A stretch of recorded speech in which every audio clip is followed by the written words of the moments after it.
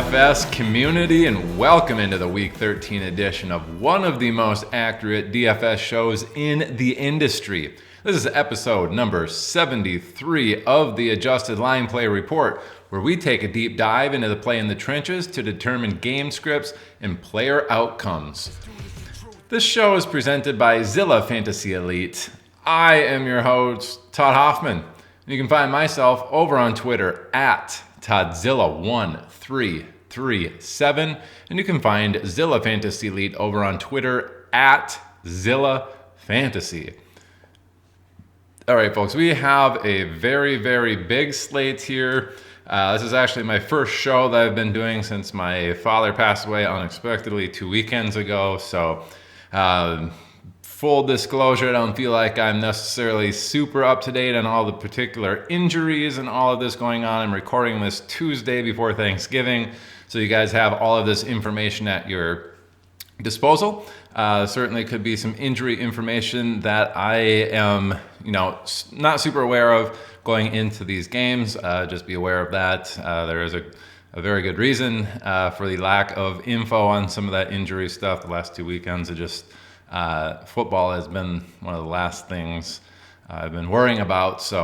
But yeah, very unique slate here. We got the Thanksgiving game, so 3-game slate there. I'll try to get you that little 3-game slate first, and then we have a Friday game.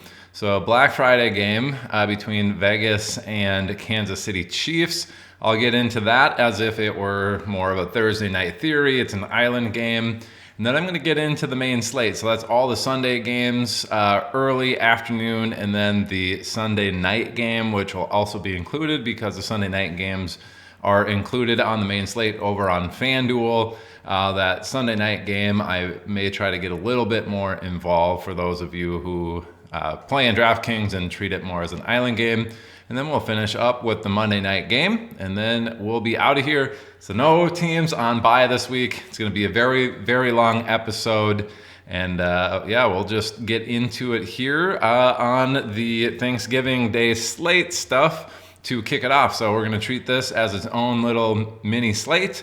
We're going to go through games 1, 2, and 3 in terms of their Vegas game total, and kind of put together what we might think is a winning lineup. So for me personally, I did get an extended offer from DraftKings for the Thanksgiving Day slate Millie Maker. So I got a free entry there.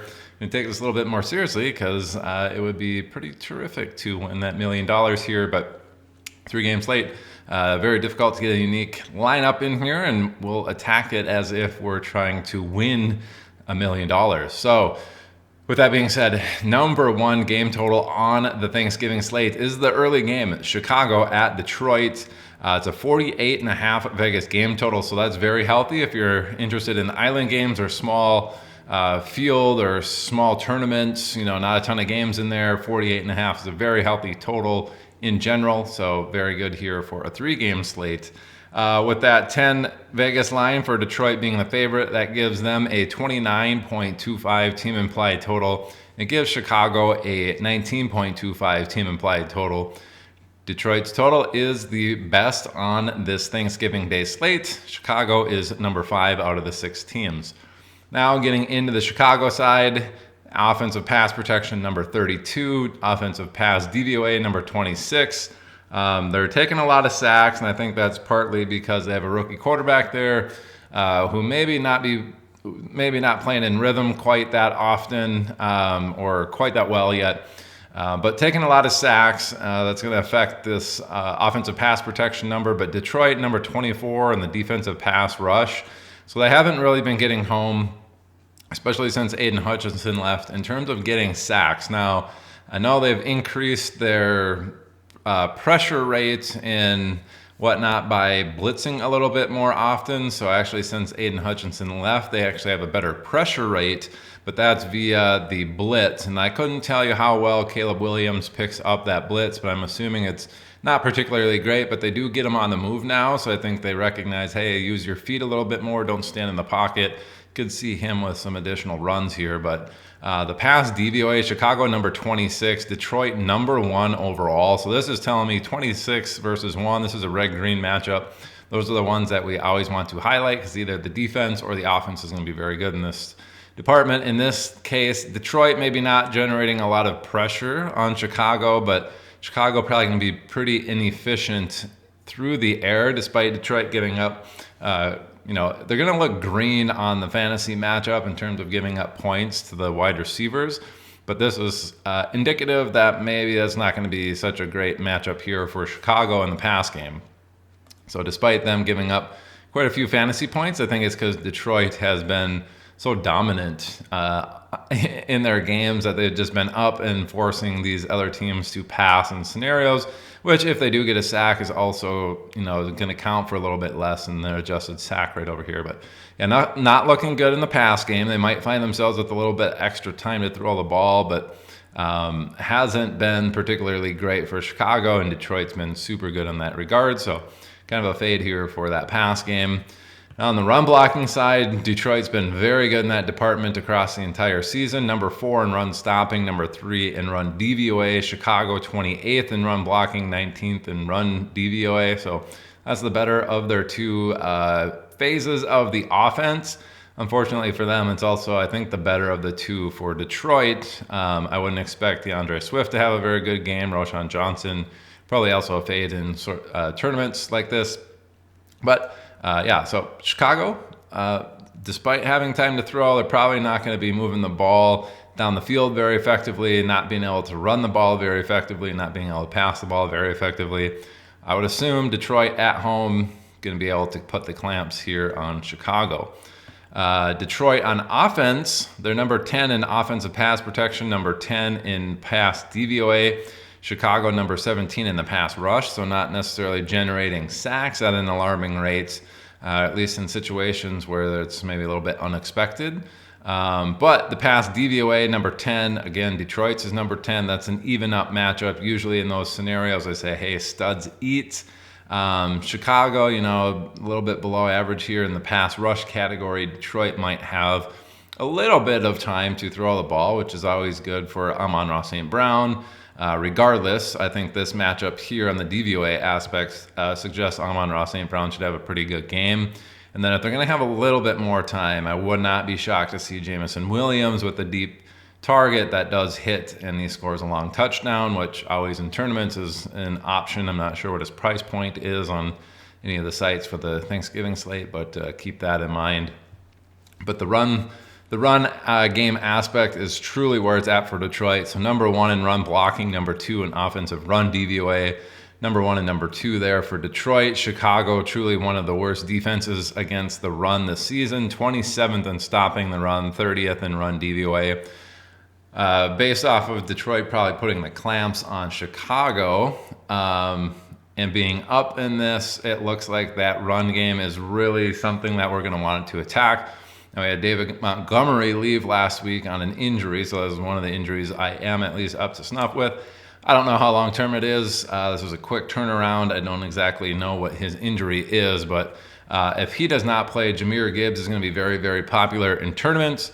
And I think he's somebody that you're going to have to find a way to get in, because if you don't have him, he could certainly bury you, and you're not going to come back from that. This is the early game, and you're just going to sit there and be like, wow, he scored 45 FanDuel point or 45 DraftKings points, and I didn't have him in my lineup. I'm pretty much sunk in the water, and now you can kiss any of those lineups goodbye. So I think Gibbs, based off of these matchups so far, is the one team that I'm looking at, one player that I'm looking at probably needs to be in all of my lineups here based off of game script, likely game script, how the defense is going to play for Detroit against Chicago, and this matchup combined with an injury to Montgomery. Now, if Montgomery is a game time decision and it ends up he's in there, I think he might be a very good tournament play because he's always capable of multi-touchdowns.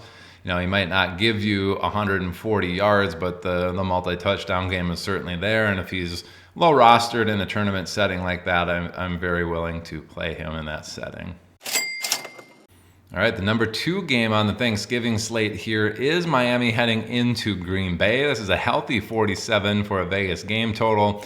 So that Vegas game total at 47, Green Bay 3.5-point home favorites gives them a 25.25 team implied total, and Miami a 21.75 team implied total. Those are the second best and third best on this main slate, or on this Thanksgiving slate.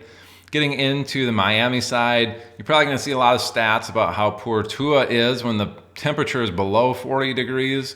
Versus above 40 degrees when it's outdoors. It is a stark contrast, and it's expected to be 30 or below throughout the game here in Green Bay on Thanksgiving evening. So keep that in mind. Miami's offensive pass protection, number 20, a little bit below average. Pass DVOA is 24. Again, that's below average. Keep in mind this does include the Skylar Thompson games, so it's probably a little bit better than that, maybe a little bit closer to average, 16th or so for Miami in that regard. Green Bay, number 22 in defensive pass rush, so not generating a lot of sacks, but they are number 11 in pass DVOA, so that's a little bit better of a matchup there for Green Bay over Miami. Kind of suggestive that Miami probably will have a little bit more time to throw the ball than they're used to, and then they're not going to be super effective through the air despite having time. So usually in those scenarios, you're not looking for super explosive plays to happen. It's more of a dink and dunk scenario where, yep, they're going to have time. They're going to get 8 yards here, another 12 yards there, another 4 yards. You're not going to get those big 30, 40-yard chunk gains against this Green Bay defense based off of this information. Now on the run blocking side, Miami 26th and 25th, surprisingly here, despite having some pretty solid running backs there in their stable. Green Bay 17th and 15th, so that's advantage Green Bay in terms of the run stopping side here. Keep in mind too, with this pass DVOA being pretty inefficient and them having time, Devon Achane might be an interesting play here. He's probably not going to do super well in the pass game or in the run game itself, but in that pass game, he could be an outlet for Tua, and we've seen that certainly come to fruition since he's gotten back from his concussion stuff. We've seen Achane score a bazillion touchdowns, and who knows, maybe that continues in this particular matchup where, yep, we're just going to dink and dunk our way down. Achane's getting 6-7 receptions. He's going to get 8 to 12 yards a pop, and that's going to be where he scores a bunch of his fantasy points. Maybe he scores on 1 or 2 of those drives, and that's where you make up some of your fantasy points. In terms of Green Bay, though, it's looking pretty good for their offense. They're number 2 in pass protection and pass DVOA. In Miami, 28th in defensive pass rush, 17th in the defensive pass DVOA. This is indicative that Green Bay should be able to not only have a ton of time to throw the ball, but be pretty effective when they do decide to throw it. Miami a little bit below average. Green Bay a top 2 team here in this pass DVOA. So pretty surprising numbers here.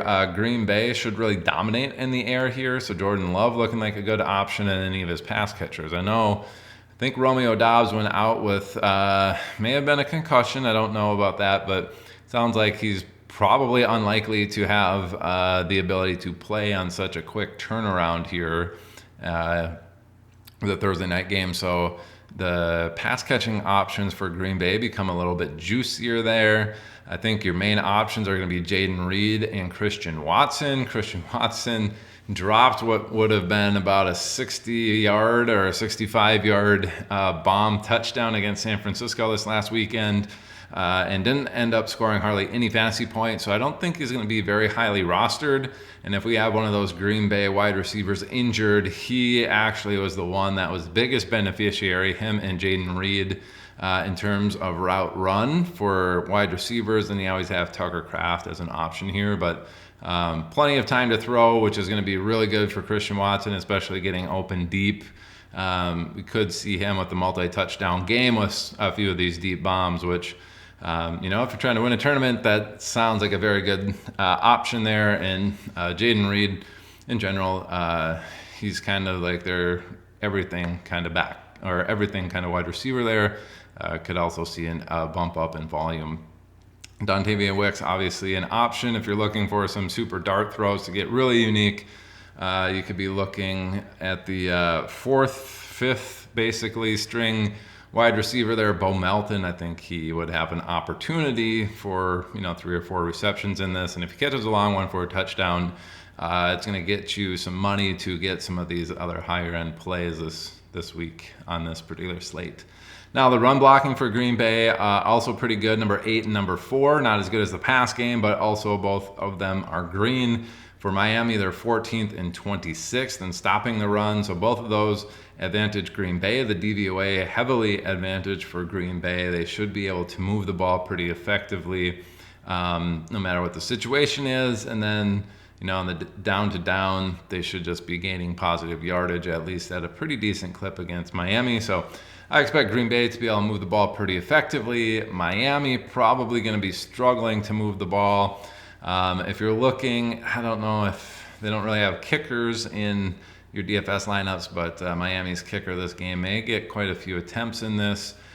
Green Bay should be able to get lots of scoring opportunities, which obviously good for anybody there. Jordan Love going to be handling the ball a lot, but Josh Jacobs could see himself with another multi-touchdown game based off of this, especially if they're moving the ball. Miami struggling, Green Bay gets up big. You're going to see Josh Jacobs really just dominate this particular matchup here in Green Bay. All right, and the final game on here, a 10-point deduction from the number 2 game. So New York Giants going into Dallas. This is the second of the 3 games in terms of chronological order. In terms of Vegas game total, it is number 3 out of 3 on the Thanksgiving slate here. That 3.5-point favorite actually going Dallas's direction, if you can believe that. They are favored in this at home by 3.5. The 37 Vegas game total gives them a 20.25 team implied total, and it gives the Giants just 16.75 for their team implied total. These are the 4th and 6th best out of 6 teams. Getting into the Giants side, we see they're number 21 in pass protection, number 27 in pass DVOA. Then Dallas 18 in the pass rush, 23rd in the pass DVOA. I think they've improved since they've gotten some of their defensive players back here recently, so this could be a bigger mismatch in terms of Dallas's defense against this New York Giants team here. I think Dallas's defense, depending on what it looks like, is a very healthy option here against the Giants. I think they're probably going to be the most popular defense if I had to guess on this main slate with the backup quarterback there. Dallas is probably going to be a very common defense here, but could be well worth it. Just make a note of that they're probably going to be popular and for a good reason. The run blocking side, though, New York Giants 20th and 12th in the run DVOA, Dallas 30th and 29th. Again, I think they're improving a little bit with the defensive players coming back, but really, if it's the Giants, they're probably going to be using Tyrone Tracy on the ground. Now he's fumbled in a few games back-to-back and had some blunders that really cost them some opportunities on offense. Maybe even winning a game there was his fault in terms of losing a fumble, bobbling a catch that wasn't really, it was a poor throw from Daniel Jones, but one that, he had there. He bobbled it, and they ended up intercepting it as they went to the ground. He might get a reduction in playing time, but based off of this matchup, I think, if he doesn't get that reduction in playing time, he is certainly a running back you can look into.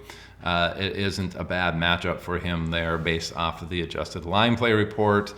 In terms of the Giants, if they're needing to get the ball out a little bit quicker, they're going to have to get it to the tight ends and probably CeeDee Lamb.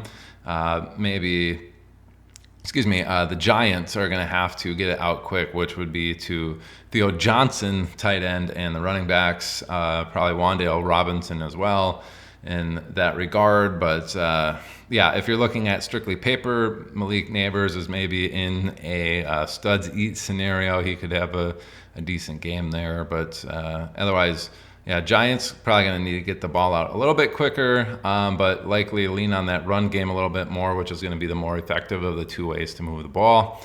On the Dallas side, they're 11th in offensive pass protection. The Giants do get after the quarterback in terms of getting sacks. They're number 1 in defensive pass rush, so that front 4 is pretty good at getting after the quarterback.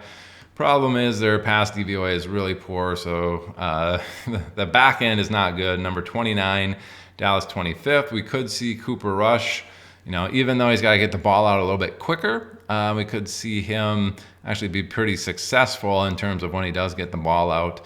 You could also be getting sacked here quite a bit from this Giants defense. I don't think anyone's going to be playing the Giants defense in a game like this either, so they're interesting in terms of tournament slates. They're probably one of the cheapest ones on the main slate here.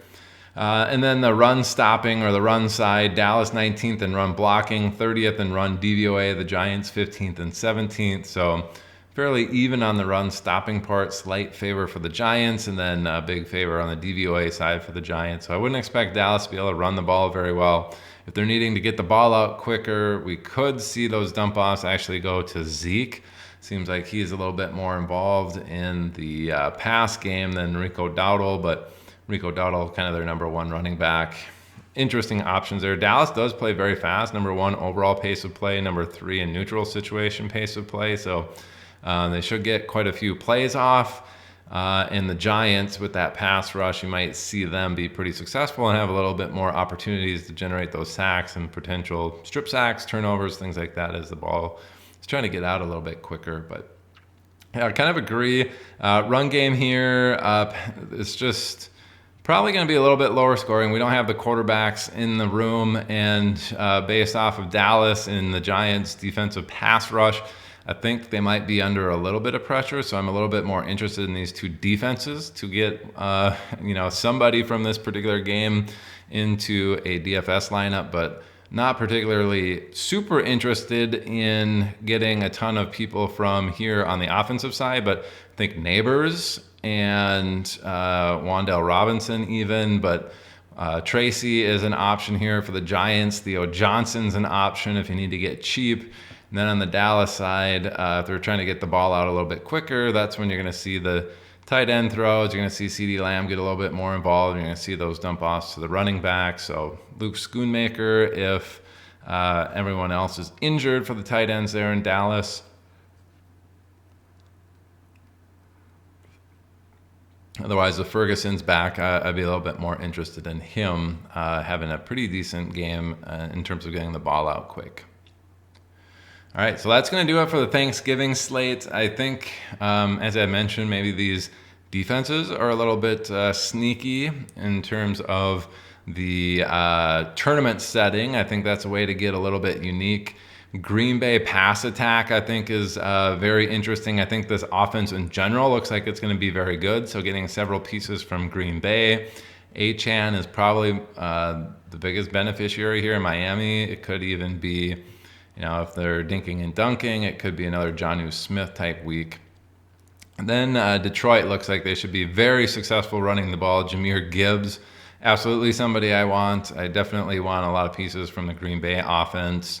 In terms of tournaments, I'm thinking, Gibbs and Watson are probably going to be mainstays for any lineups that I build here. But that's really kind of how I'm looking at this slate. It's 3 games. Avoid that, mid-game Giants-Dallas. Looking like a snoozer. We could have some surprise elements in here, but I think these defenses, if they're cheap and you need to get a few extra $100 on DraftKings or FanDuel, and those are cheap options on defense, I think they are worthy of being played in their respective game there. All right, now we're going to get into more of an island game matchup here. We have Black Friday game, Las Vegas heading into Kansas City. It's a 42.5 Vegas game total, so you're getting on the lower end there where I start considering kickers and defenses in island game matchups. That 12.5 Vegas line for Kansas City being home favorites gives Kansas City a 27.5 team implied total. That's very healthy. Unfortunately for them, that means Vegas is at 15. Looking at their offensive pass protection categories here, Vegas 26, that's red. Offensive pass DVOA 30th, that's red. They just lost Gardner Minshew. It sounds like Desmond Ridder might be the starter, and that's a big yuck for Vegas. Kansas City 21st in pass rush, 13th in pass DVOA. So the offense here from Vegas may have some time to throw, but I don't foresee them being very successful, especially with Desmond Ridder there.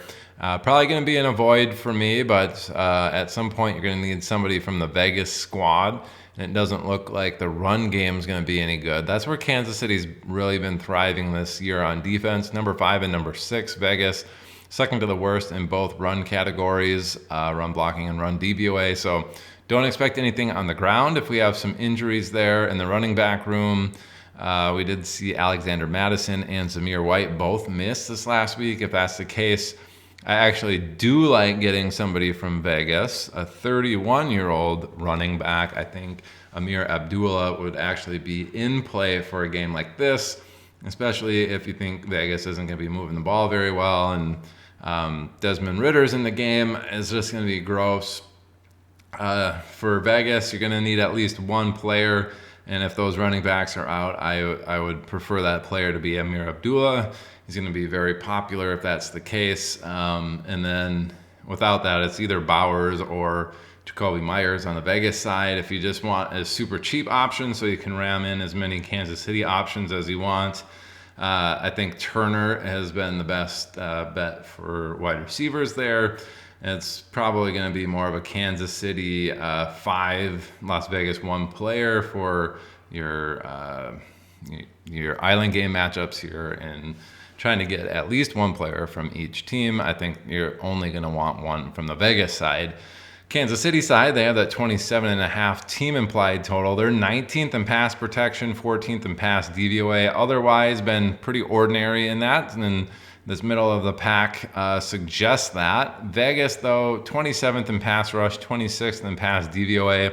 I'd expect Kansas City to have a little bit more time than they're used to throw the ball, probably not getting sacked as often, and they should be fairly effective throwing it. Now, it's not a super awesome matchup, but it's an above average matchup, and I think we should see their offense in the pass game be just fine. Who does that benefit the most? Well, if they're going to have time to throw, I think we could see an Xavier Worthy deeper bomb, but otherwise, it's going to be the standard dink and dunk offense that it seems like they've been this year. Really, Travis Kelce, we've seen Noah Gray get involved. If you're looking at a unique lineup, Noah Gray and his touchdowns that he scores is certainly an option there, but a riskier one. And then we have DeAndre Hopkins filling in. He's actually gone down in snap share, but bigger name. You're probably going to see some rostership percentage on him, especially in a matchup like this. In terms of the run game, Kansas City number 5 and then number 10 in run DVOA. Vegas number 10 in stopping the run, but number 24 in the run DVOA. So I think Kansas City going to be pretty successful running the ball just in general. We should see Isaiah Pacheco come back, maybe. If he doesn't, Kareem Hunt should be in there. He hasn't been super effective the last few games. When he first got there, he had been scoring quite a few fantasy points, but a lot of it was on volume. If Pacheco's there, that's probably going to go away. I would expect Pacheco to get a decent amount of run, 10 to 15 touches. Is that enough to get him into your lineup in a tournament like this? I'm not sure. If he is there, I'd expect him and Hunt to be a little bit lower rostered in their percentages. Could be a way to attack. But really, I think the offense in general should be fine moving the ball. Vegas probably not doing very well on their end moving the ball. Ritter's certainly turnover prone. I think Kansas City's defense could be in play here, getting one of those running backs and saying, hey, I think they're going to turn the ball over, have a lot of scoring opportunities. That could be a way to kind of ram in some of those cheaper Kansas City options via their defense as well. All right, now we're getting into the main slate. We have Philadelphia and Baltimore as a late game on Sunday. So they have the number 1 Vegas game total at 50.5. Philadelphia, Baltimore, I think people want to see this as good football. So this is interesting having them as the number 1 game total. Baltimore at home here, they are 3-point home favorites. So that's the standard that they give all the home teams. They're basically saying these are 2 evenly matched teams. And Baltimore's at home, so they give them the 3 points. With that 50.5 Vegas game total, that gives Baltimore 26.75 for their team implied total. And Philadelphia as an underdog at 23.75 is a very healthy amount. This is an 11-game slate, so Philadelphia bumping even the best favorite out somewhere at the very bare minimum. But yeah, this is Baltimore number 1 game total on the main slate here at 26.75. Philadelphia at number 10, just 3 points behind them. In terms of Philadelphia offense, 29 in pass protection, 16th in pass DVOA. We have Baltimore number 13 in the pass rush. So looking on this end, like they might take a few sacks there in Philadelphia. The DVOA, though, pretty evenly matched. And when that's a scenario, we say studs eat. I don't know if Devonta Smith is going to be back. He missed this last week.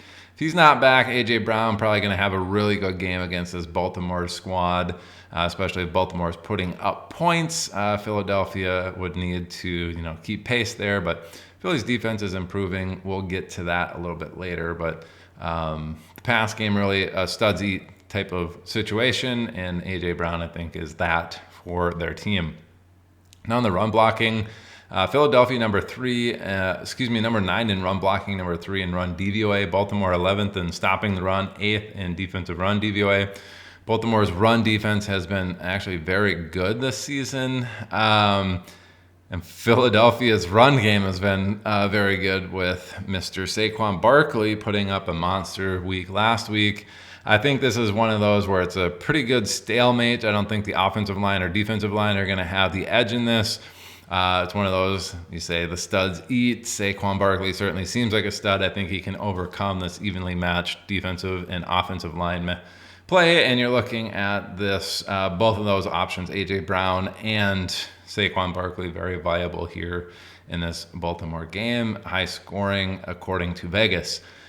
Getting into the Baltimore side, number 3 in pass protection, number 1 in pass DVOA. Philadelphia perhaps quietly, going from a really poor defense at the very start of the season, really one that you want to attack in the pass game, to now the last 4 or 5 weeks, absolutely dominant, really improving their numbers here. They're number 5 in the pass rush, number 5 in pass DVOA. I expect Baltimore to struggle a little bit more to pass the ball here. They're probably going to be under a little bit of duress in terms of getting after Lamar Jackson. So that's going to need to get the ball out quicker. That's going to lead to him scrambling more. I think we could see a monster week rushing here for Lamar Jackson. Keep that in mind. 8 to 10 rush attempts, I think, is on the table. I don't know what his line is at right now, but if it's anywhere in the 7s or less than that, I think you smash the over for him on that before the betting market kind of bets that up. On the run blocking side for Baltimore, they've been excellent. Number 2 and number 1. Their pass protection, number 3 and number 1. So offense has really, really been scary. Philadelphia, this is the worst of the 2, but also they've been improving this number quite significantly this season throughout the last month and a half. So 13th in run stopping, 9th in run DVOA. This is an advantage for Baltimore, but the way Philadelphia has been playing, I'd expect them to kind of stop this run a little bit, but it's going to be interesting seeing Derrick Henry versus Barkley's, 2 of the premier running backs in this league go back and forth in this. So yeah, I don't really know. If you're looking for DFS stuff, I don't think this Vegas game total is going to end up getting all the way up to 51. So I'm fine betting the under on this just based off the matchups. The best matchup actually on here is this Baltimore run game, number 2 versus number 13, and that's not really all that good. And we know Philadelphia is improving. And maybe that Philly run game or the Philly pass game there, even though they're going to be under duress and need to get the ball out a little bit quicker, it's just not shaping up like these are, really good offenses, which they are, versus really poor defenses. I think it's really good offenses against Philadelphia's very good defense, which is improving, which is going to make it a little bit more of a struggle for Baltimore. And then Philadelphia maybe being under a bit of duress while trying to pass the ball, but not being in a great matchup running the ball. That's kind of the Baltimore's heart of their defense, is stopping the run. So kind of an interesting one here. Like I said, I think I'm fine hitting the under. Certainly getting pieces from this game, a Derrick Henry, getting a Lamar Jackson, maybe naked, getting a Saquon Barkley or an A.J. Brown. I think those are your best bets. And then getting out. If you want a game stack, you certainly can get maybe a Lamar and then get an AJ Brown or something like that, and that's how you kind of attack this game.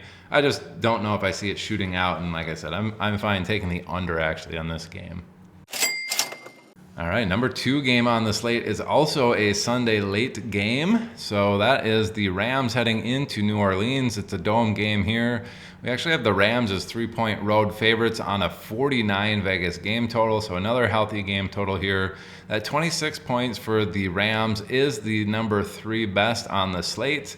So we got a couple teams there at 26. We did see the number 1 team, Baltimore, last game at 26 point something. So keep that in mind. The 3rd best here with the Rams at 26. New Orleans at 23 is the 11th best on the slate. That's still a pretty healthy amount for an underdog.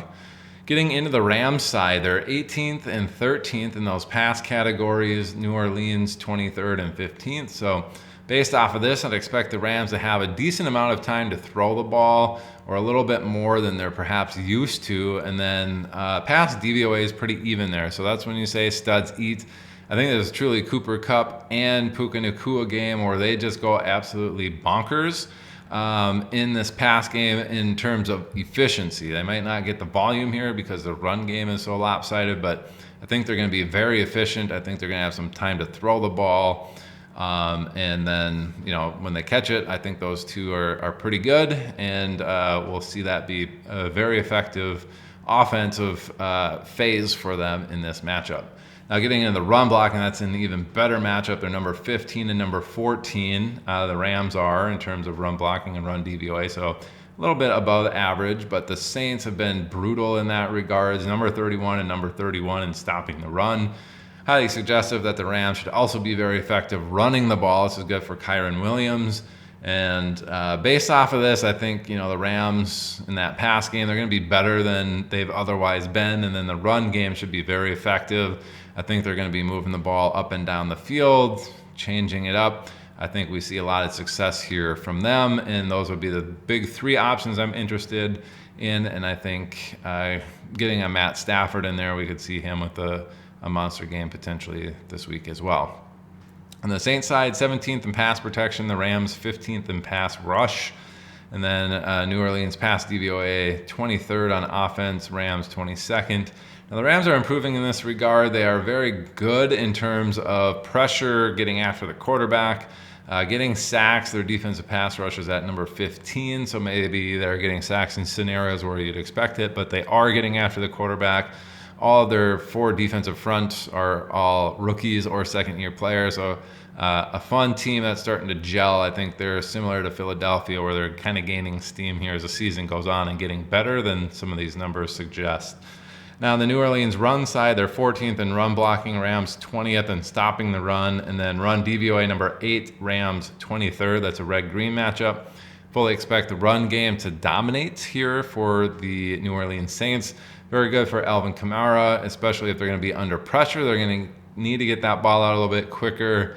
Quarterback is going to do their best there to get it out probably to Kamara and some of these tight ends. And really that's going to be the Alvin Kamara and Taysom Hill show probably for New Orleans. Don't be shocked if you see Juwan Jennings and perhaps Foster Moreau get a little bit more involved too if they're under pressure.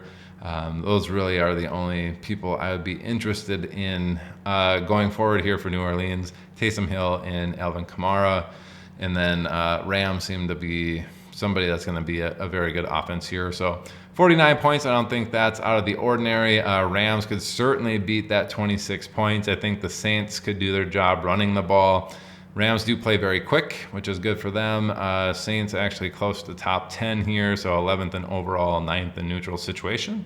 So they should be a little bit faster. I would be fine taking the over on this 49, but I don't know if it's going to be smashing the over.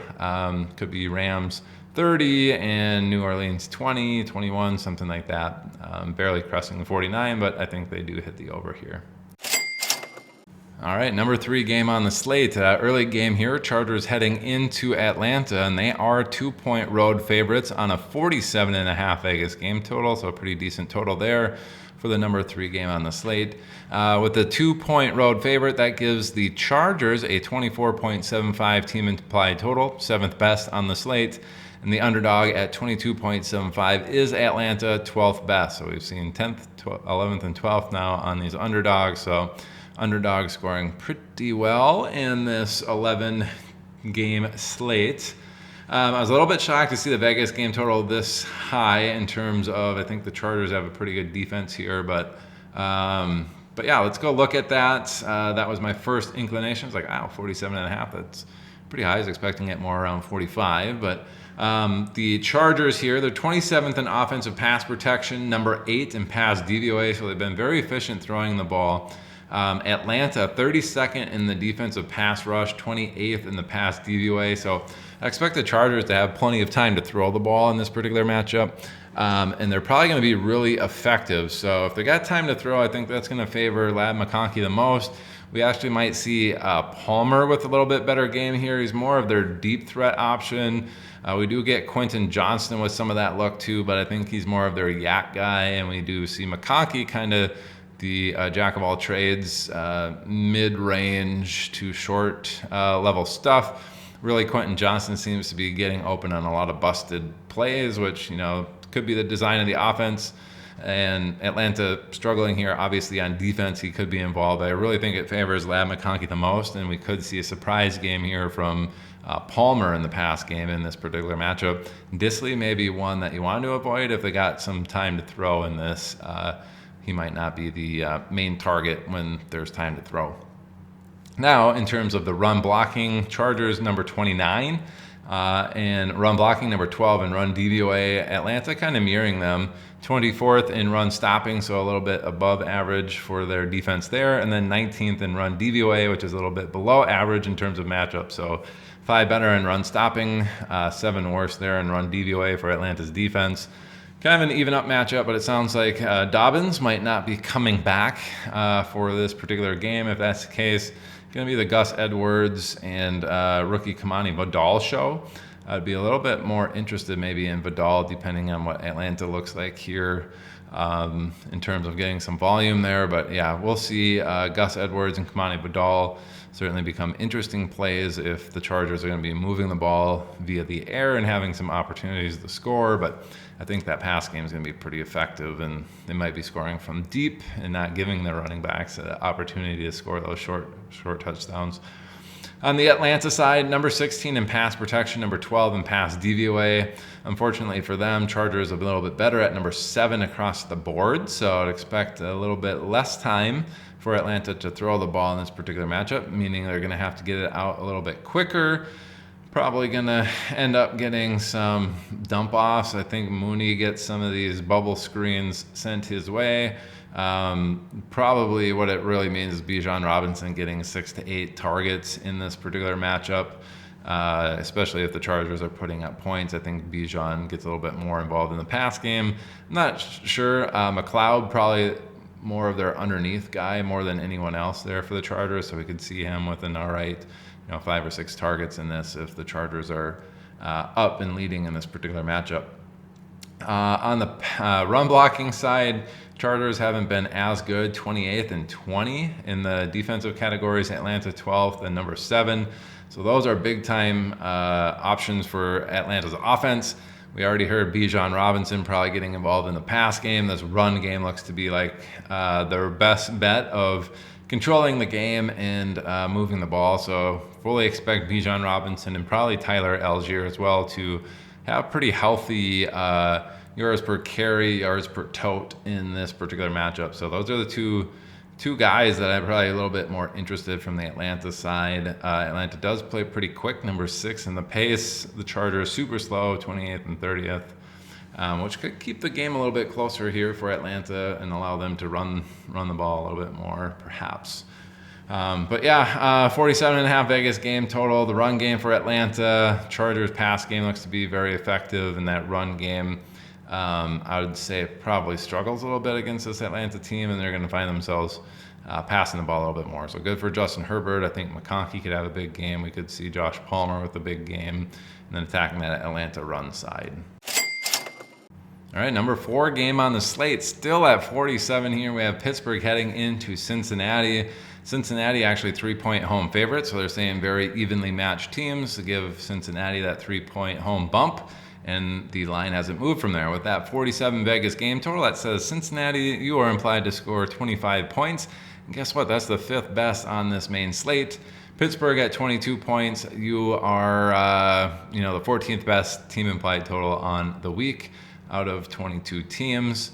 So Pittsburgh heading into Cincinnati, their pass protection number 22, pass DVOA 17. Not great, a little bit below average, but fortunately for them, Cincinnati in the red at 29 in the pass rush, 27th in the pass DVOA. Fully expect Pittsburgh to have a little bit more time to throw the ball in this. This is going to be good for George Pickens. This may even be good for Big Mike Williams, but Calvin Austin we've seen be a pretty solid deep threat here the last month or so for Pittsburgh. That could continue in this game against Cincinnati. Now in the run game, this is an even up matchup, 18-18, 21-22.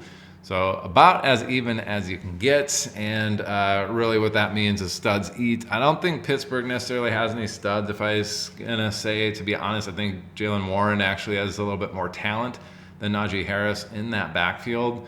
So he might have a little bit better game here. All in all, it's an even matchup. I expect them to be just fine running the ball. I expect their game in the pass game to be very effective. So I think Pittsburgh is going to score quite a few points. I would bet the over on them on that 22 points. I think they score closer to 24, 27, 30 in this matchup against the Cincinnati defense. Now on the Cincinnati side, they're 13th in pass protection, number 6 in pass DVOA. So above average to pretty good there. Pittsburgh, surprisingly, with their player personnel, they're 20th in pass rush, so their adjusted sack rate is not very good. Their pass DVOA, though, number 8, so they've been pretty good in that category. Really, Cincinnati maybe has a little bit more time to throw in this particular one, but it's really a studs eat, number 6 versus number 8 there. Unfortunately, I think Cincinnati has a very good pass game, so both T. Higgins and Jamar Chase, very, very good wide receivers, and I think they can overcome this type of a matchup against Pittsburgh. One of the two is probably going to be open on a lot of these plays, which Joe Burrow very good at, kind of detecting who's going to be good, especially if Pittsburgh's putting up points. We're going to need to have Joe Burrow putting up some points too. So I'd expect this pass game to be, probably getting quite a few attempts. Now the run game, Pittsburgh's been better there, number 6 in stopping the run, number 12 in run DVOA. Cincinnati, despite Chase Brown being pretty effective fantasy purpose wise, they're 21st in run blocking, 28th in run DVOA, so they haven't actually been that good on paper, at least according to these adjusted numbers here. Indicative that he may struggle in the run game, and if they're going to be moving the ball at all, it's probably going to be in the pass game, more of a Joe Burrow, Jamar Chase, T. Higgins type of week. Maybe we see the tight ends get involved here, but I think in terms of Pittsburgh's defense early on, they were giving it up to the slot wide receivers. I don't know who that is for Cincinnati, but just keep that in mind. I know Chase plays a decent amount from the slot, but whoever else is there, Yoshavas or whomever it may be, could see themselves with a solid game as well. So kind of an interesting one here. I do think Pittsburgh actually moves the ball pretty well. Cincinnati probably going to have to keep pace through the air. So keep that in mind. I think those are ones that you can attack in a game. In this 47 Vegas total, I think Cincinnati a little bit closer. Pittsburgh, just based off of this matchup, I kind of want to hit the upset alert, but I really think this is going to be a back and forth affair. I do think Cincinnati scores about 25. That's pretty good there. And Pittsburgh, I think, is more in the 24 to 27 range. I do like the over, I guess, in this Vegas game total, depending on what the weather looks like there in Cincinnati. I think these two offenses will have some success. All right, we have the number 5 game on the main slate at 46.5, so we're still pretty decent here. 46.5 Vegas game total here. Tampa Bay heading into Carolina. Tampa Bay are 6-point road favorites here, giving them a 26.25 team implied total, which is second best on the main slate. Carolina then at 20.25 is the 17th best out of 22 teams. In that Tampa Bay side, 12th in pass protection, Carolina 30th in pass rush. Fully expect Tampa Bay to have plenty of time to throw the ball. This is good for everybody in the offense here, but really I think it's going to be most effective for Mike Evans. Could even see some of these more obscure wide receivers have a pretty solid game here, especially looking at the pass DVOA number 5 for Tampa Bay, Carolina 30th. That's a red and green matchup in the favor of the offense here for Tampa Bay. So fully expect the pass game to be very effective against Carolina here. Should move the ball very well there. Looking at the run blocking, number 11 versus Carolina 32. Number 9 run DVOA for Tampa Bay's offense, Carolina number 32 on defense. So Tampa Bay should be able to absolutely move the ball at will in this particular matchup. If they're up big, which Vegas is suggesting they will be, I think Tampa Bay probably leans a little bit more on that run game, which you're going to see Bucky Irving probably get a little bit more involved in. We could see another Sean Tucker game. It's really a three-headed monster there in Tampa Bay with Rachaad White and Bucky Irving taking a lot of the rushing down work. We've seen Bucky Irving recently after their bye this last week get a little bit more involved in the pass game. I think if the games are closer, we're going to see a lot more Rachaad White. If the games are a little bit more out of hand, you're going to see a little bit more Bucky Irving and potentially Sean Tucker. Sean Tucker does look like he might be becoming the goal line back. They got him in there. He did score one and then fumbled one after Bucky Irving got them down to the 1 yard line. He came in to steal that goal line attempt and fumbled. So kind of interesting there that maybe you can't even trust those two, Rachaad White and Bucky Irving, to get those touchdowns. If they get the team down there, they might want Sean Tucker in there, but the fumble certainly makes that at least a little bit less likely to happen. But fully expect Tampa Bay probably going to be scoring more than 26 points here. They are a little bit slower in terms of how they play, but yeah, I think they're going to score quite a few touchdowns in this particular matchup. Wouldn't be shocked to see them put close to 40 up on Carolina here. Again, I'm not sure what the weather is going to be like in Carolina, but if the weather is fine, Tampa Bay should be cooking.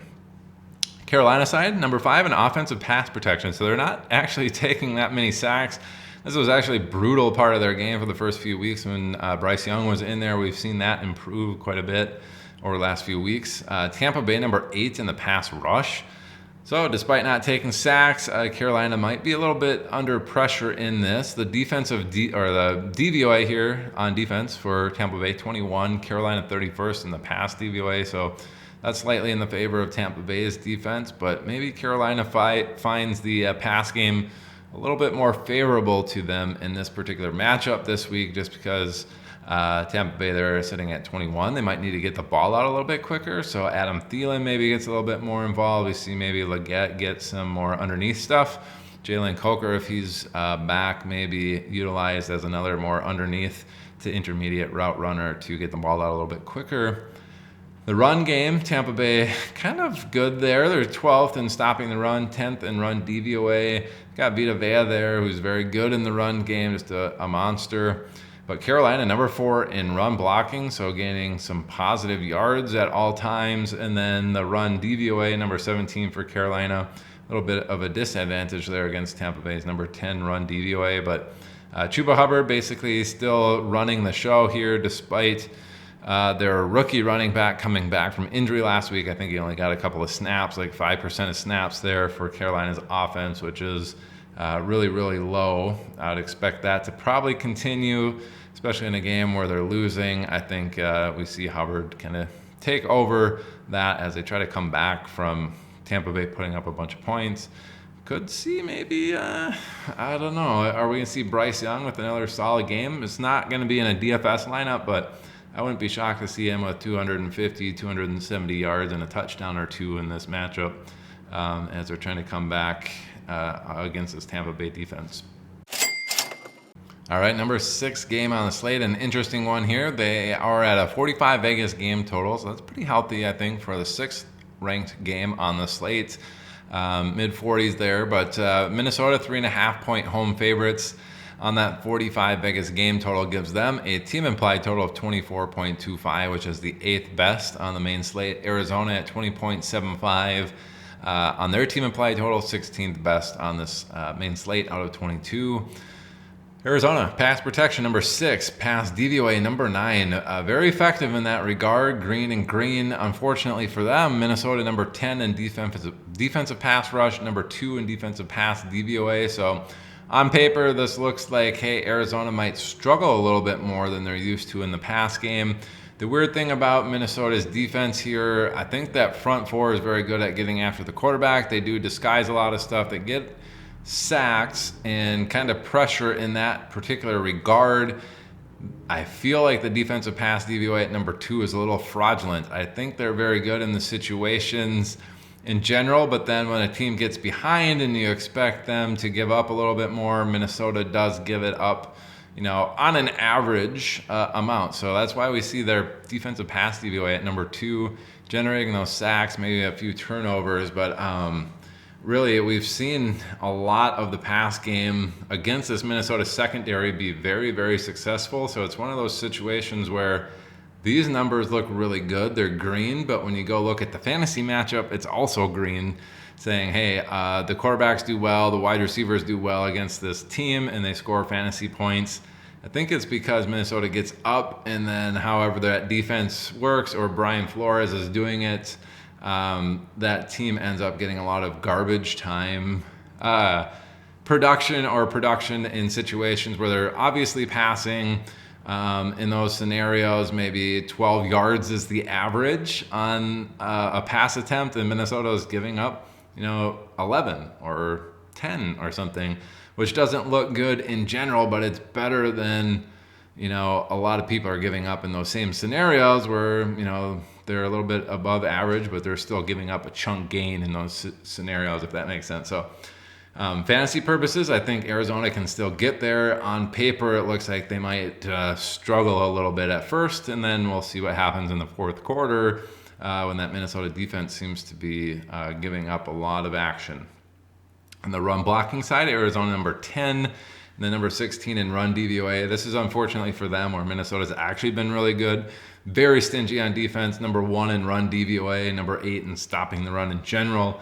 I think Arizona's going to struggle running the ball, and they're going to have to pass it in this particular matchup. If Kyler's under duress in these, we could see him with one of those 8 to 10 rush attempt games, 80 yards rushing. So maybe we see him and Lamar Jackson this week with big rush yardage totals based off of their matchups here. I think that's possible for Kyler in this matchup, but yeah, really an interesting one. I think the pass game is probably what you're going to want to attack from Arizona. If you're playing anything at all, that run game is probably a pass in this matchup. On the Minnesota side, number 24 in pass protection, so they're taking quite a few sacks. Arizona, number 16, middle of the pack. They're number 14 in pass DVOA, a little bit above average. Minnesota's pass offense, though, number 11 in pass DVOA, so they're almost in the top 10 there, so pretty solid. So they might need to get the ball out a little bit quicker. That's going to be better for Aaron Jones. That's going to be better for TJ Hawkinson. Probably a little worse for Jordan Addison in a matchup like this, and a little bit better for maybe Justin Jefferson and the aforementioned Jones and Hawkinson in this particular matchup. So Minnesota run game, 7th in run blocking, Arizona 16th. Minnesota number 20 in run DVOA, Arizona 11th. Indicative that maybe Minnesota gained some positive yardage on a play-by-play, but in terms of being super explosive, that might not be the case for them in this particular matchup. So keep an eye out for that. Aaron Jones, if he's going to be a fantasy producer, probably going to be getting it done just in terms of, hey, he's averaging 4.5 yards per carry with a long of 8, having a pretty solid game in there, but just not breaking anything big, and then getting involved in the pass game. I think Minnesota, if they're going to be moving the ball, it's going to be a little bit more via the air than the ground game in this. But yeah, an interesting one here. Vegas game total at 45. I don't really know what to. I think that's a pretty good line. Both of these offenses could struggle, but they also could overcome based off of the fantasy points that we see put up here. So kind of an interesting one here where these could go either way. I'm fine with that Vegas game total, not touching it in terms of betting it. All right, so we got 2 games tied for the number 7 game total on the week. We're at 44.5 points. The first one, Tennessee at Washington, and then the other one is the Sunday night football game, which we'll get into after that. Treat it a little bit like an island game matchup as well, but it's a 5.5 point home favorite here for Washington on that 44.5 Vegas game total. That gives them a 25.0 team implied total. So 25 points there. Tennessee at 19.5 is their team implied total. Those are good for 5th best and 20th best out of the 22 teams on this main slate. Tennessee side, number 11 in pass protection, number 28 in pass DVOA. Washington, 11 in pass rush, 25th in pass DVOA. It's telling me that Tennessee is going to need to get the ball out quick. They're going to be under pressure. Washington defense certainly in play here. We see a lot of sacks given up from Tennessee here, and probably more likely the scenario, Will Levis taking a lot of sacks here in Tennessee. But pass DVOA indicative that even though if they're going to be under pressure, we may see some pretty explosive plays here against this Washington secondary. It does look like, a studs eat scenario. We could see, Ridley here with a pretty solid week. If they're trying to get the ball out a little bit quicker, Chigakonkwo could certainly come in and light it up this week. He is certainly worth a dart throw in some large field tournaments. We did see him score a 70-yarder last week. Wouldn't be shocked to see him have a pretty solid outing here against this Washington team with a few extra targets his way. Running backs probably getting a few extra targets as well and being successful when they do catch the ball. Run blocking side looking good for Tennessee. That's the better of the two matchups here. They're 22 and 22.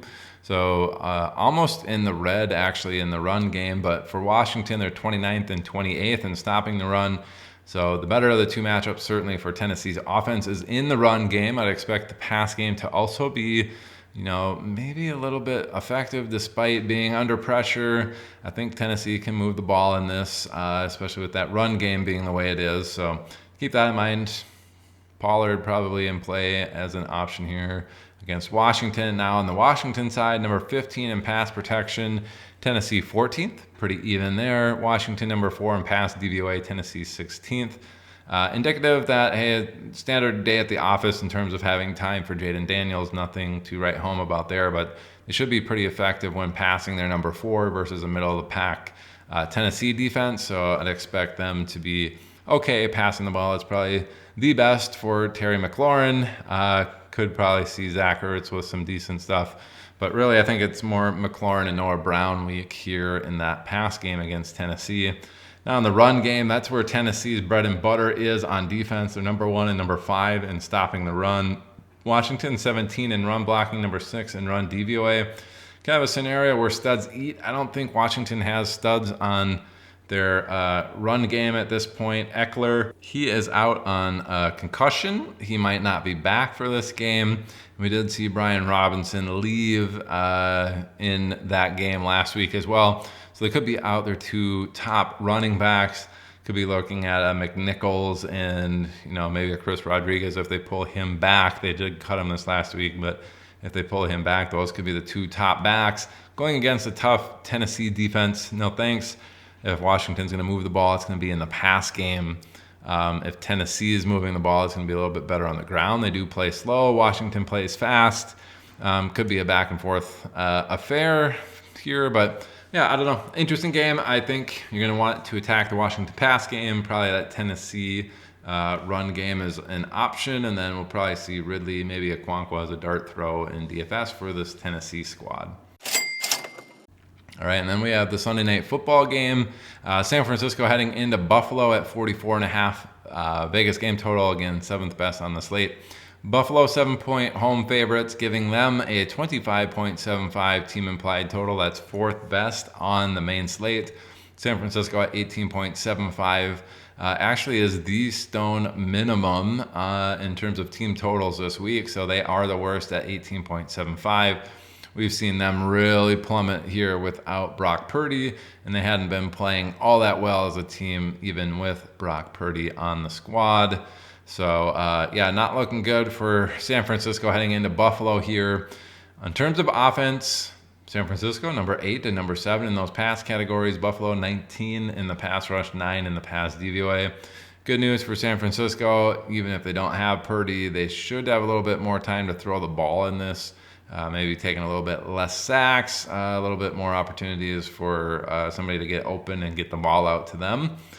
In the run blocking side, San Francisco number 3 in run blocking, Buffalo 7th in stopping the run, San Francisco 11 in run DVOA, Buffalo 7 in stopping the run. So, of these two matchups, really kind of looking like the pass game, maybe the actual better of the two options in terms of having time to throw the ball. The run game could be stifled here a little bit by Buffalo's run defense, but the one thing we do know, Buffalo, at least through the first maybe 8 weeks or so, are giving up an astronomical amount of receptions to the running back, so this is going to benefit CMC. If you're looking for any sort of island game matchup, CMC is going to be expensive, but he could be the best play here in terms of them having time to throw the ball, and then Buffalo giving up a lot of underneath receptions to the running back position. Buffalo side, they're number 1 in pass protection, San Francisco 12th in the pass rush, indicative that Buffalo maybe not taking a lot of sacks, might probably have a otherwise pretty decent day in terms of pass protection there, but the pass DVOA, Buffalo number 3, San Francisco number 3, that's a situation where studs eat. I don't know if we have any studs there in the Buffalo wide receiver room. We got Keon Coleman, the rookie. I don't know if he's injured. We do have Amari Cooper, but he's probably past his prime. We have Khalil Shakir, who's really kind of broken out this year, but not to the point where you're considering him a stud, not even close. So all sorts of potential here. I think it's just going to get spread around, especially if they got some time to throw. That's probably, it's kind of been their MO throughout the season. That probably continues in this matchup. Where it does get interesting, Buffalo number 6 in run blocking, number 5 in run DVOA. San Francisco actually been poor in this regard, 19 stopping the run, 21st in run DVOA. I expect James Cook to actually have a very good outing in this, especially if Buffalo is going to maybe struggle a little bit passing the ball. We could see James Cook with one of those bigger games this week. The 44.5 Vegas game total, I'm going to go ahead and say San Francisco is not going to pull their weight on offense, even at that 18 points. Buffalo, kind of a mixed bag here. They're probably going to be running the ball a lot. They're otherwise kind of a slower overall team when they're leading. It's when they're, in a neutral game that's a little bit faster for them. But really, I think San Francisco plays slow. Buffalo's probably going to be playing slow as they're up. Vegas is predicting them to be up big in this. I think they're going to run the clock. It's really going to be James Cook.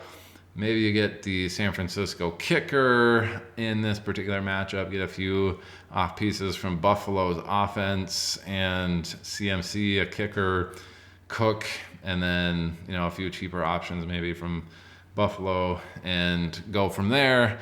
Not a particularly interesting one for island game matchups. Certainly probably avoiding it outside of James Cook for the main slate on this particular matchup. All right, 9th best game total on the main slate. We have Houston heading into Jacksonville. It's a 43.5 Vegas game total. 5-point road favorites here for Houston. On that Vegas game total of 43.5, that means Houston is accounting for 24.25 of those points. That gives them the 8th best team implied total on the slate. Jacksonville at 19.25, second worst on the main slate at the 21st overall for the team implied total at 19.25. Houston, 28th in pass protection, 22nd in pass DVOA. They've been otherwise, that's just barely out of the red there for Houston. They've been otherwise a pretty poor pass team here. Fortunately for them, they're playing Jacksonville, who is absolutely atrocious. No pass rush, really bad in the pass DVOA, 31st, 32nd in those two categories.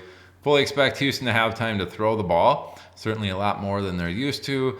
I feel like they're going to be very effective passing the ball as well. So Nico Collins, Tank Dell, certainly in play. I think those two both have pretty solid weeks this week and both get involved. Nico Collins, obviously with the higher ceiling, but probably going to be popular in some DFS.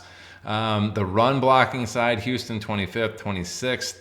Jacksonville 21st and 13th. I don't think they're going to be as effective running the ball as they will be passing the ball, and I think they're going to have to the vast majority of their work is going to be done passing the ball. They do like to get Mixon involved all over the place and give him his chops, but last week looked like a poor matchup for Mixon. I did avoid him. If I was making a video, he would have been listed as a fade, and he certainly dudded out last week. I'm not going to say he's going to dud out in this game against Jacksonville.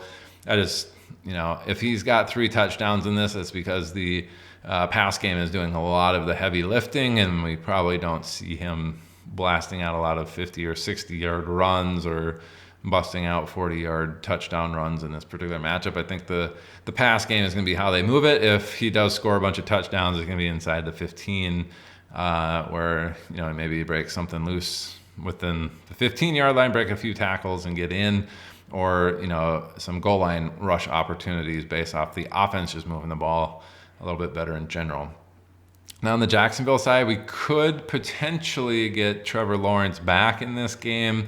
Keep that in mind. He's going to come out and try to practice. I wouldn't think that's likely.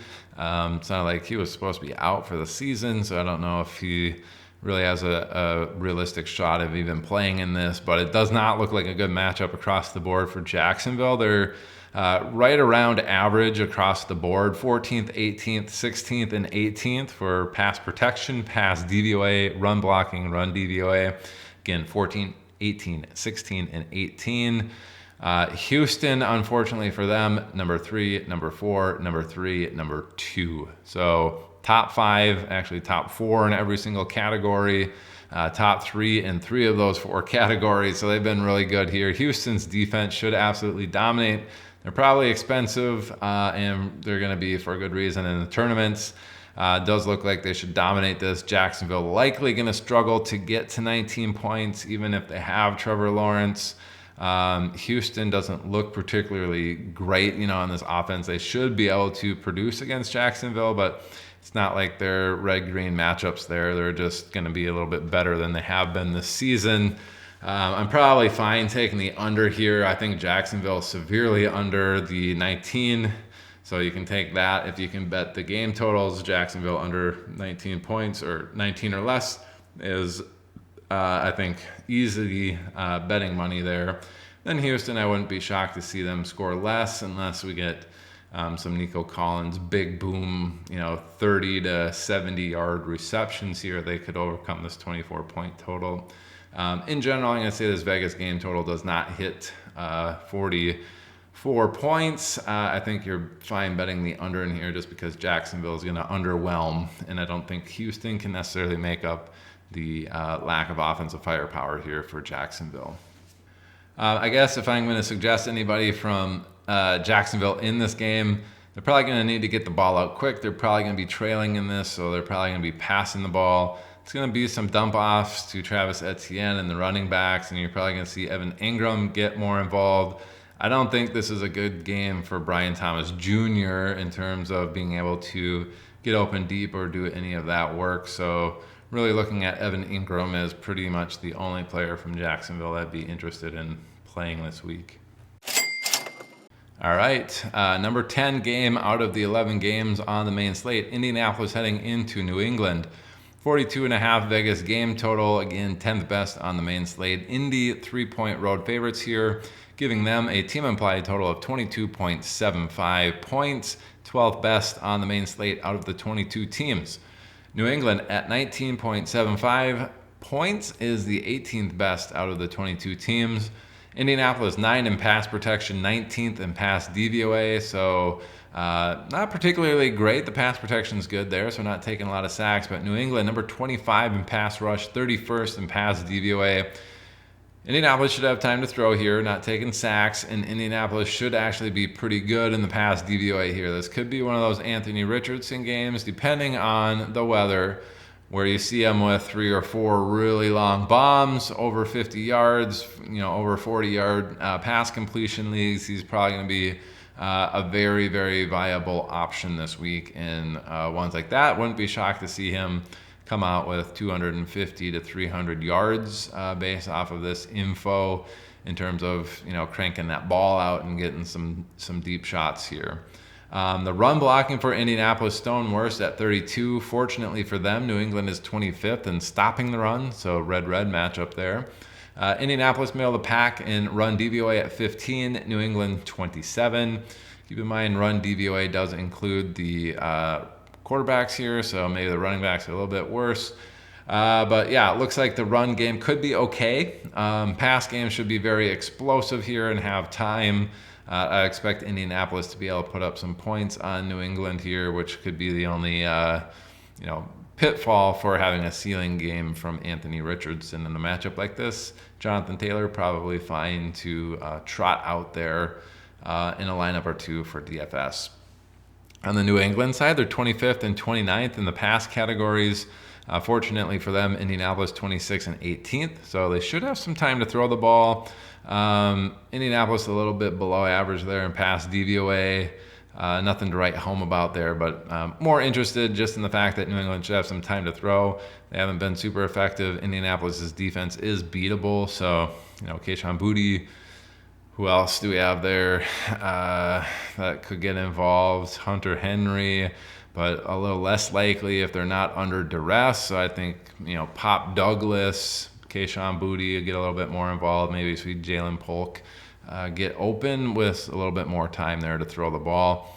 The running side, Indianapolis 22nd and 16th on defense. New England 24th and 32nd. So a little bit not great there for New England in their run game.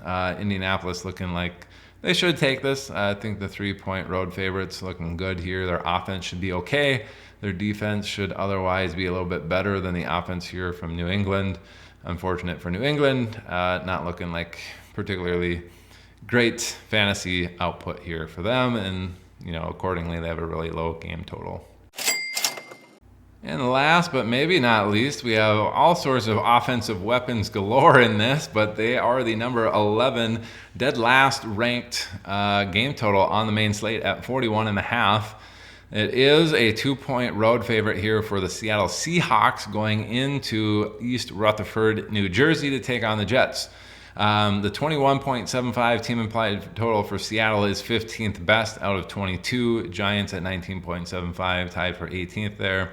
Like I said, a lot of big names here across these two teams, but a low Vegas game total, worst on the main slate.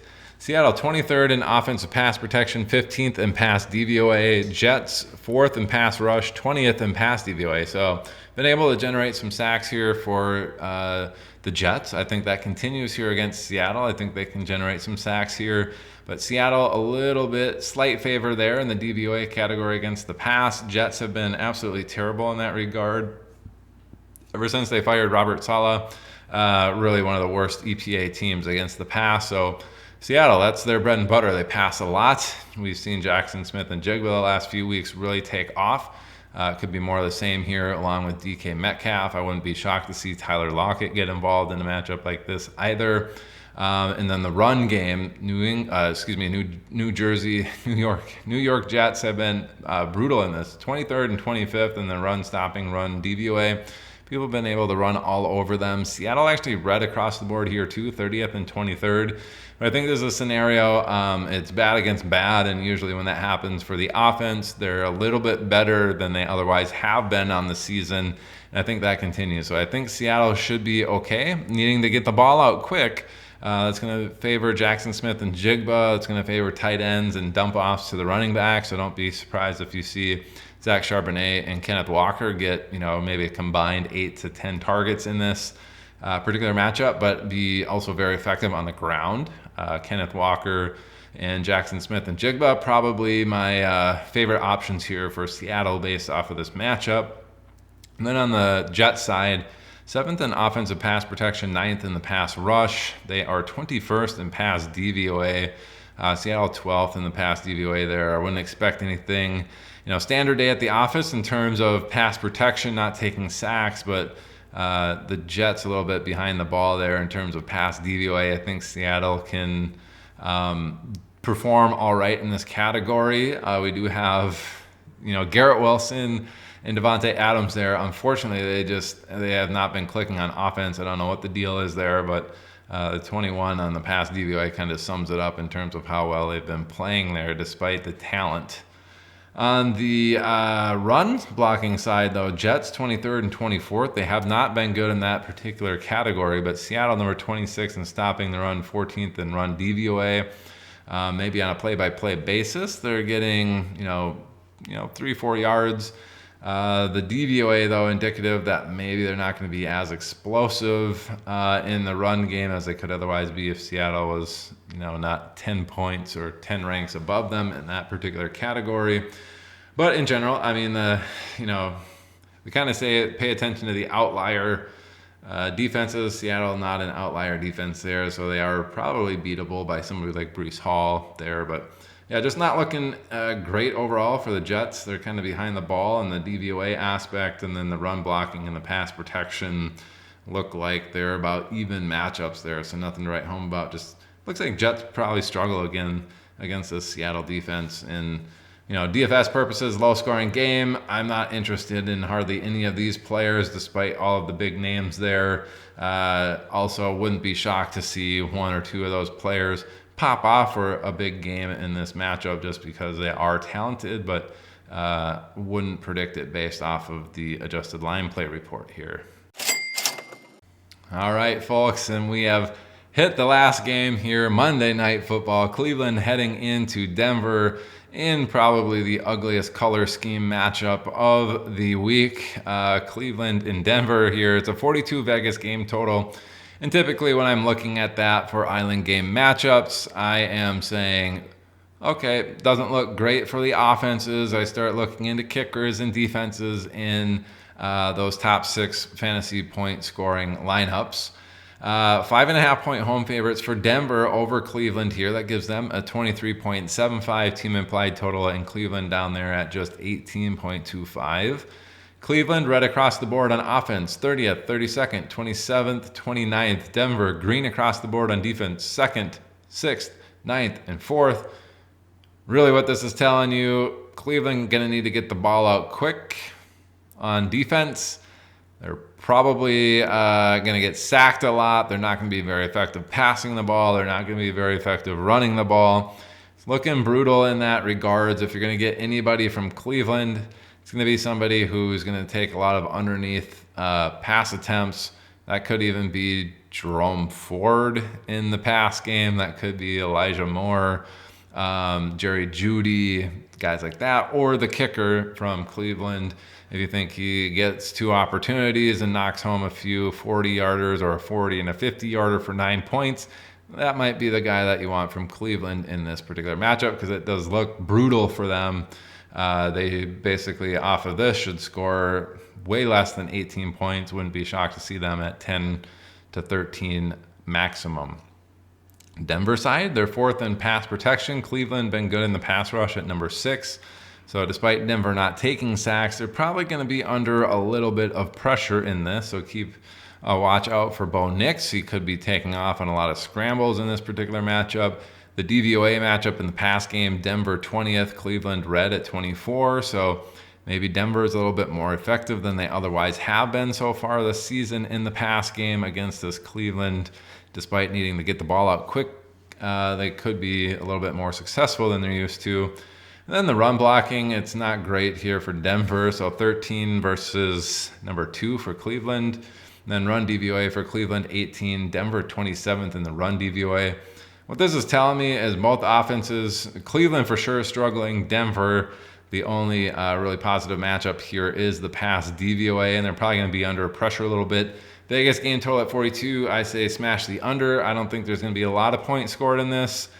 Cleveland, you're probably going to want one player. Could be a kicker, could be Jerome Ford, Jeudy, or Elijah Moore. And then Denver, you probably want at least 4 pieces, if not 5. You're going to be looking at the kicker as an option. You're going to be looking at Denver's defense as an option, which is probably going to allow you to get Bo Nix and Cortland Sutton, and then one other player here from Denver or somebody else from Cleveland that you may want. probably not Jameis Winston in terms of throwing pick sixes and whatever else. But yeah, maybe a Jerry Jeudy and a Ford, and then you run it back with Denver kicker, Denver defense, Bo Nix, Cortland Sutton. That's probably enough salary. Not without looking at it, but could be one of those lineups like that in a really low scoring affair here. I am fine betting the under on the 42 Vegas game total here.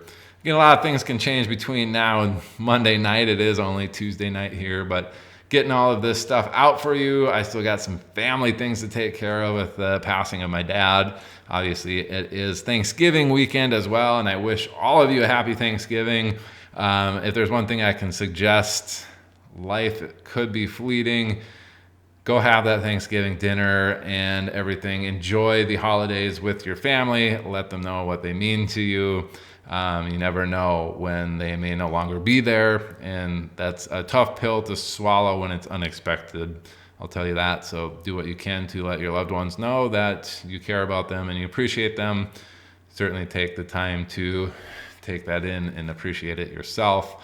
But yeah, that's going to do it for the show. Again, this is all Tuesday. A lot of things could change in between now and when some of these games happen, but want to get you out. Get this information out to you so you can go make those decisions, have a very good Thanksgiving, maybe play some betting, Millie Maker, hopefully we win $1 million with somebody that's watching this show based off the information we're putting out. That's what it's here for you guys to take that information and go make some money on it. So let's go out and do that this holiday season on this Thanksgiving weekend. Truly, truly appreciate you guys if you lasted this long watching the entire show. It's a long one here, approaching an hour and a half of recording by the time this is all said and done. Probably going to be close to an hour and a half with the intro and outro and cutting out some of the pauses here, hour and 20 minutes. So quite a long show. And like I said, truly appreciate you guys if you made it this far and watching everything. All right, folks. Enjoy your Thanksgiving. Enjoy the family that you have. I appreciate y'all. Let's go win some money. Peace.